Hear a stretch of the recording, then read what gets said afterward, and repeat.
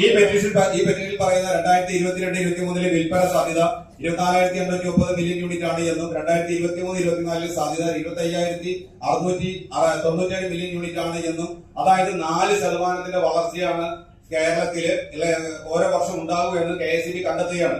ഏത് വർഷത്തിലാണ്? 2022 നിന്ന് 2023ലേക്കും 2023 നിന്ന് 2024ലേക്കും 24ലേക്ക് 25ലേക്ക് എത്തുമ്പോൾ കഴിഞ്ഞ വർഷം 12% വർധന ഉണ്ടായതിന്റെ പേരിൽ KSEB ജനങ്ങൾ അനുഭവിച്ച ബുദ്ധിമുട്ടുകൾ എല്ലാവർക്കും അറിയാം. എന്നിട്ട് KSEBിലെ ഈ പേപ്പർ തയ്യാറാക്കിയ ആളുകൾ മാത്രം പറഞ്ഞിട്ടില്ല 12% വർധന ഉണ്ടാകുമെന്നും അതിനുള്ള ഇൻക്രീസ് ഉണ്ടാകുമെന്നും അതിനനുസരിച്ച് സെയിൽ നടക്കുമെന്നും. ₹1 എക്സ്ട്രാ ചെലവാക്കുന്നില്ലല്ലോ.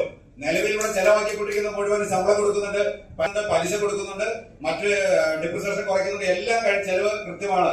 ഇനി വരാനുള്ള വരുമാനമാണ്. ഈ വരുമാനം KSEB ഇങ്ങനെ കുറച്ച് കാണിക്കുന്നത് ഈ പെറ്റീഷനിൽ പറയുന്ന പോലെ ചാർജ് വർദ്ധനവിന് വേണ്ടിയിട്ടാണ്. ഒരു കാരണവശാലും ചാർജ് വർദ്ധന അറിയിക്കപ്പെടുന്ന രീതിയിലുള്ള പെറ്റീഷൻ അല്ല.